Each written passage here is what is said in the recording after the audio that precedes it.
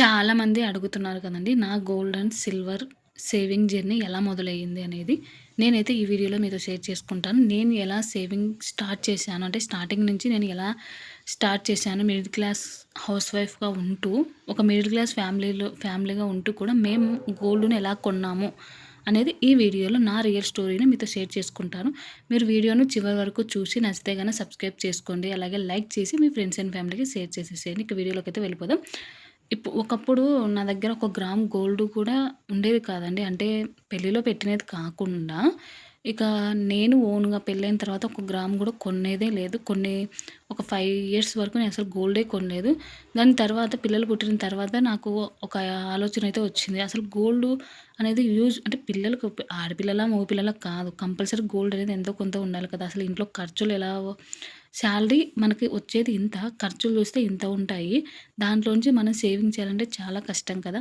అలా ఎన్నో ఆలోచిస్తూ ఉంటామండి మనం. కానీ దాన్ని ఆలోచిస్తూ ఉండడం కంటే దాన్ని ఒక ప్లానింగ్ ప్రకారం తీసుకొని పోయి మనము ఇంప్లిమెంట్ చేస్తేనే మనకు సక్సెస్ అయితే అవుతాము. జీతం వస్తది. కానీ ఆ జీతం నెలాఖరికొచ్చేటప్పుడు ఒక్క రూపాయి గూడా మన దగ్గరైతే ఉండనే ఉండదు కదా! అలా ప్రతి నెల సేవ్ చేద్దాంలే. ఈ ఈ మంత్ ఒద్దు, నెక్స్ట్ మంత్ సేవ్ చేద్దాము. ఈ మంత్ ఖర్చులెక్కువున్నాయి. దీనికయిపోయింది, దానికయిపోయింది అనుకుంటూ ఉండేదాన్ని. అలా మనకు ఒక ఇయర్స్ అంటే సంవత్సరాలు గడిచిపోతూనే ఉన్నాయి. నాకప్పుడు ఒక నిర్ణయం వచ్చింది. ఇలానే మనకు సంవత్సరాలు గడిచిపోతూనే ఉంటాయి. కానీ మనమైతే సేవింగ్ అయితే చేయలేము అని. కాబట్టి ఈ వీడియోలో నేను ఎంత సేవ్ చేశాను అనేది మాత్రమే కాకుండా, ఎలా సేవ్ చేశాను, నేను చేసిన తప్పులేమిటి, అలాగే ఏ పద్ధతి నాకు బాగా ఉపయోగపడింది అనేది కూడా నేనైతే మీతో షేర్ చేసుకుంటానండి. అసలుకు మీరు గోల్డ్ సేవింగ్ అనేది ఎందుకు మొదలుపెట్టాలి అని మీకు డౌట్ వస్తుంది కదా! గోల్డ్ అంటే ఇప్పుడు ఒకరోజు మామూలుగా ఫ్రెండ్స్‌తో అలా వెళ్ళినప్పుడు గోల్డ్ రేట్ చూసి నేనైతే షాక్ అయిపోయాను. మా పెళ్ళిలో 30,000 ఉండే. ఒక తులం వచ్చేసి అంటే 10 గ్రామ్స్ వచ్చేసి. దాని తర్వాత ఒక 5 ఇయర్స్ తర్వాత గోల్డ్ రేట్ చూస్తే మనకు 50,000 అట్లా ఉంది. అసలు నాకు ఆశ్చర్యమైంది. ఒక్క 5 ఇయర్స్‌కి 20,000 పైగానే పెరిగింది. అని ఆలోచించి నేను అప్పటినుంచి ఓకే, గోల్డ్ అయితే కొనాలి. ఒకటేసారి అంటే మన దగ్గర డబ్బులు ఉండదు కదా! ఎలా కొనాలని చాలా ఆలోచించాను. హ్మ్. మా హస్బెండ్‌తో అంటే మాట్లాడుకొని అన్నీ చేశా. అంటే నేను ఒక్కదాన్నే సేవ్ చేశానని చెప్పట్లేదండి. ఇద్దరం కలిసి సేవ్ చేసుకున్నాము. ఇప్పుడు మనం ఇంట్లోనే ఉంటూ సేవ్ చేయొచ్చు. బట్ ఎక్కువగా అయితే సేవ్ చేయలేం కదా! ఇంట్లోకొచ్చే ప్రతి రూపాయిను ఎలా సేవ్ చేసుకొని, దాన్ని డబల్ ఎట్లా చేసుకోవాలనేది ఇద్దరు భార్యాభర్తలు ఇద్దరు కలిసి మాట్లాడుకుంటేనే అది మంచిగా అయితే సేవ్ అయితే అవుతుంది. అలా కాకుండా ఒకరు సేవింగ్ చేస్తూ, ఫ్యామిలీలో ఒకరు సేవింగ్ చేస్తూ, ఇంకొకరు ఖర్చు పెడుతూ ఉంటే మీరు ఎంత సేవ్ చేసినా అది సేవింగ్ చేయలేరండి. ఆటోమేటిక్‌గా ఖర్చయితే అయిపోతుంది. కాబట్టి అప్పుడు నాకు ఆలోచన వచ్చింది. అసలు ఎంతో కొంత మీరు 1 ఇయర్‌కి ఒక గ్రామ్ కొనండి, పర్లేదు. కానీ సేవింగ్ అయితే చేసి కొనాలి. అది నేను టార్గెట్ అయితే పెట్టుకున్నాను. ఫస్ట్ ఇయర్‌లో నేనైతే అసలు ఇప్పుడు ఎందుకు మొదలుపెట్టాలని టాపిక్ చెప్తున్నాను గదా! అప్పుడు గోల్డ్ రేట్ చూసిన తర్వాత మా ఫ్రెండ్‌తో పాటు అంటే మా ఫ్రెండ్ కొన్నప్పుడు గోల్డ్ రేట్ చూసి నేను ఏంది ఇంత పెరిగేసింది ఒక 5 ఇయర్స్‌కి అని ఆశ్చర్యమైపోయాను. ఈ గోల్డ్ రేట్ అనేది ప్రతి సంవత్సరం పెరుగుతూనే ఉంటుంది. అప్పుడు నాకు ఒక విషయం అర్థమైందండి. ఏందంటే బంగారం ధర తగ్గుతాది, కొందామని ఎప్పుడు అనుకుంటుంటిని. అబ్బా! ఇప్పుడు రేట్ ఎక్కువుంది. మనం కొందాము అని అనుకున్నా. ఇప్పుడు 50,000 ఉందని చూశాను గదా! దాని తర్వాత ఒక 5 మంత్స్ తర్వాత గోల్డ్ రేట్ 50,000 ఉంది, తగ్గుతాదిలే. తగ్గినప్పుడు కొందామని ఒక 5 మంత్స్ అలాగే గడిచేశాను. దాని తర్వాత మళ్ళీ ఇక అలా ఎదురు చూడడమే సరిపోయింది. అసలు గోల్డ్ రేట్ తగ్గుతాది కొందాం, తగ్గుతాది కొందాం. ఇలానే అయిపోయింది. కానీ గోల్డ్ రేట్ అనేది ఎప్పటికీ తగ్గదండి. మన దగ్గర డబ్బులున్నప్పుడు కొనేసేయాలి. మన దగ్గర డబ్బులు లేనప్పుడు సైలెంట్‌గా ఉండాలంటాం గదా! అలా డబ్బులు సేవ్ చేసుకొని, పెట్టేసుకొని కొనేసుకోవాలి ఆ టైంకు, అంతే తప్ప గోల్డ్ రేట్ తగ్గుతాది అప్పుడే కొందామంటే అప్పుడు మన దగ్గర డబ్బులుండవు. అలా ఆలోచించి నేను ముందుగా సేవింగ్స్ ఎలా చేయాలని ఆలోచించాను. అలా ఆలోచించుకుంటూ సేవింగ్ ఎక్కడెక్కడ మనకు ఇంట్లో ఖర్చులలో ఎక్కువగా మనకు వేస్ట్ ఖర్చవుతుందనేది బడ్జెట్ ప్లానింగ్ అనేది అప్పటినుంచి మొదలుపెట్టామండి. బడ్జెట్ ప్లానింగ్ వేసుకోవడం, ఎక్కడ వేస్ట్ ఖర్చవుతుంది, మనకు ఏది అత్యవసరమైతేనే మనం ఖర్చు పెట్టాలి. అనవసరమైన చిన్న చిన్న ఖర్చులుంటాయి. అవి అసలకి మనకు అవసరం గూడా ఉండవు. కానీ పెట్టేస్తూ ఉంటాము. అలాంటి ఖర్చులనేవి తగ్గించుకుంటూ వచ్చాను. దాని ద్వారా ఈజీగా మనం గోల్డ్ అయితే కొనుక్కోవచ్చండి. అందరికీ ఒకేలా ఉండదు. జీతాన్ని బట్టి మారుతుంది. అక్కడ ఫ్యామిలీ మెంబర్స్‌ని బట్టి మారుతుంది. ఒక్కొక్కరి మైండ్ సెట్‌ని బట్టి మనకు మనీ అంటే సేవింగ్ అయితే చేసుకోగలమండి. అందరికీ ఇది వర్తిస్తుందయితే నేనైతే చెప్పలేను. ఎందుకంటే ఒక్కొక్కరు ఫ్యామిలీ మెంబర్స్ మెంటాలిటీ డిఫరెంట్‌గా ఉంటుంది కదా! ఇప్పుడు ఇంట్లో ఆడవాళ్ళు గోల్డ్ కొనాలి అంటే మగవాళ్ళు ఏమంటారంటే ఎప్పుడు గోల్డ్ పిచ్చే వీళ్ళకు ఎప్పుడు గోల్డ్ గోల్డ్ అంటుంటారు అనుకుంటాం. కానీ అది రేపు మనకు మీరు ఇప్పుడు మగవాళ్ళు డబ్బులు ఎక్కువగా కావాలని చెప్పి దాంట్లో దీనిలో పెట్టేస్తారు. అవి లాస్ అయినప్పుడు గోల్డే మీకు యూజ్ అయితే అవుతుంది. రేపొద్దున అత్యవసర పరిస్థితులలో కూడా గోల్డే మనకు యూజ్ అయితే అవుతుందండి. కాబట్టి గోల్డ్ అనేది ఎంత అంటే మీకు జీతం ఎంతొచ్చినా సరే కానీ సేవింగ్ చేసుకొని ఎంతో కొంత అయితే కొనుక్కోవాలండి. అప్పటి నుంచి నేనైతే కొంచెం కొంచెం సేవింగ్ చేసుకుంటూ మాకు ఇంట్లో ఎప్పుడైనా అమౌంటు మాకు ఎప్పుడైనా వచ్చిన అమౌంట్‌ని కూడా నేనైతే గోల్డ్ మీదనే ఇన్వెస్ట్‌మెంట్ అయితే చేశానండి. మనకు అప్పుడు తెలియకపోవచ్చు. ఇది ఇంట్రెస్ట్‌కిస్తే మనకి ఎక్కువగా వస్తుందని. కానీ ఇంట్రెస్ట్ కంటే ఫస్ట్ సేఫ్ ఉండడం ఇంపార్టెంట్ కదా! అలాగే పిల్లలకు కూడా ఉపయోగపడుతుందని నాకు గోల్డ్ కాయిన్స్ దొరుకుతాయని కూడా తెలీదండి. బిస్కెట్స్ అంటే మనకు 10 గ్రామ్స్ అట్లా తీసుకోవాలి కదా! అని అనుకునేదాన్ని. దాని తర్వాత మళ్ళీ చూసి అన్నీ అంటే ఫోన్‌లో మనం చూస్తూ ఉంటాం కదా! అలా చూస్తూ ఓకే. 1 గ్రామ్ కూడా దొరుకుతుంది. మనం ఈజీగా 1 గ్రామ్ నుంచి కూడా కొనుక్కోవచ్చు. ఒకటేసారి కొనాల్సిన అవసరం లేదనేది. దాని తర్వాత స్కీమ్స్ అనేది తెలుసుకున్నాను. కానీ స్కీమ్స్ అయితే ఎప్పుడు నేను కట్టలేదులెండి. కానీ గోల్డ్ కాయిన్స్ అయితే నా దగ్గర డబ్బులున్నప్పుడు టక్కున వెళ్ళి ఆ రోజు రేటు ఎంతుందో అంతే తప్ప అబ్బా! ఇప్పుడు రేటు పెరిగిపోయింది. మళ్ళీ రేటు తగ్గినప్పుడు కొందాం అనుకుంటే మన దగ్గర డబ్బులుండవు. ఎందుకు అంటే ఇంట్లో ఖర్చులు అలా ఉంటాయండి. ఇంట్లో ఖర్చులు ఆటోమేటిక్‌గా మన దగ్గర డబ్బులుంది అంటే ఖర్చులు కూడా ఆటోమేటిక్‌గా వచ్చేస్తూ ఉంటాయి గదా! కాబట్టి మీ దగ్గర డబ్బులు ఉన్నప్పుడు మాత్రమే డైరెక్ట్ వెళ్ళేసి షాప్ దగ్గరికెళ్ళేసి కొనుక్కోండి. అక్కడ గూడా చాలా మోసాలైతే జరుగుతూ ఉంటాయి. కొంచెం చూసుకొని మంచి షాపు మీకు నమ్మకమైన షాప్ దగ్గరికెళ్ళి ఒక గ్రామయినా సరే కొనుక్కుంటూ ఉండేదాన్ని. నా మొదటి సేవింగొచ్చేసి రోజుకు కొద్దిగా అమౌంట్‌నైతే సేవ్ చేసేదాన్నండి. అలాగే వారానికి కొంచెం అలా సేవింగయితే మొదలుపెట్టాను. మీరు రోజుకు ఒక్క రూపాయి అయినా సరే పర్లేదు. కానీ సేవింగయితే చేసుకోవాలంటాం గదా! అలా వారానికి కొంచెం సేవింగ్ చేయడం మొదలుపెట్టాను. ఫస్ట్‌లో చాలా కష్టంగా అనిపిచ్చేది. ఎందుకంటే మనం ఇన్ని రోజుల నుంచి అంటే మనకొక ప్లానింగ్ లేకుండా ఎడాపెడాగా అంటాం చూడండి. అలా ఖర్చు పెట్టేసుకుంటూ ఇప్పుడు మొత్తం కట్ చేసుకుంటూ సేవింగ్ చేయాలంటే కొంచెం కష్టమే. కానీ పర్లేదు మనం ట్రై చేస్తూ ఉండాము అని ఒక 1 మంత్, 2 మంత్ చేశాను. దాని తర్వాత మళ్ళీ చేయాలంటే ఇంట్రెస్ట్ రావట్లేదు. అలా కాదని చెప్పి నేను ఒక బుక్‌లో 1 ఇయర్‌లో నేను ఇంత గోల్డ్ సేవ్ చేసుకోవాలని టార్గెట్ పెట్టుకున్నానండి. కనీసం ఒక 5 గ్రామ్స్ అన్నా కొందాం అనుకున్నా ఫస్ట్‌లో. కానీ 2 గ్రామ్స్ కొన్నాను. ఫస్ట్ ఇయర్ నేను సేవింగ్ చేయడం మొదలుపెట్టినప్పుడు. అది కూడా వరలక్ష్మి వ్రతానికి 2 గ్రామ్స్ అయితే కొన్నానండి. అలా అనుకుంటూ అంటే మీకు ఒక టార్గెట్ అనేది ఉండాలి. టార్గెట్ లేకుంటే మనకు ఏ దానికైనా ఒక టార్గెట్ ఉందనుకోండి దానికోసం చాలా కష్టపడతాము. కనీసం మొత్తం టార్గెట్ ఫినిష్ కాకపోయినా ఒక 50% అయినా మనం ఫినిష్ అయితే చేయగలం కదా! అలాగే నేను ఈ మనీ సేవ్ చేయడానికి ఎలా మనీ సేవ్ చేశాను అంటే, ఎక్కడ వేస్ట్ ఖర్చులు పెట్టకుండా ఇంట్లో ప్రతి ఒక్కటి జాగ్రత్తగా మెయింటైన్ చేసుకుంటూ, అలాగే ఆఫర్‌లు చూస్తున్నప్పుడు ఎక్కువగా బట్టలకు అలా కొనకుండా జాగ్రత్తగా ఆన్‌లైన్ షాపింగ్ అయితే అస్సలు చేసేదాన్ని కాదు నేను. అనవసరమైన ఖర్చులు, బయటకు పోయి తినడము, అలాగే ప్రతి ఖర్చు రాసుకునేదాన్నండి. ఈరోజు ఇంత ఖర్చు పెట్టాననేది రాసుకునేదాన్ని. కొంతమంది ఏమనుకుంటారంటే, అవన్నీ రాసుకోవాలని మరి పిసినారిగా చేస్తున్నాం అనుకుంటాం. కానీ ఎవ్వరు ఏమనుకున్నా, మనమేం పిసినారిగా చేసినా డబ్బులు రూ. 1 ఉంటేనే కదండీ మనకు రేపొద్దున వాళ్ళేమి ఇవ్వరు. మనం పిసినారి అనుకోని, ఏమన్నా అనుకోని, ఎవరేమనుకుంటే మనకేముంది చెప్పండి. మనకు రేపొద్దున ప్రాబ్లమ్ ఉందంటే ఎవరైనా మనకిస్తారా చెప్పండి? ఎవ్వరివ్వరు.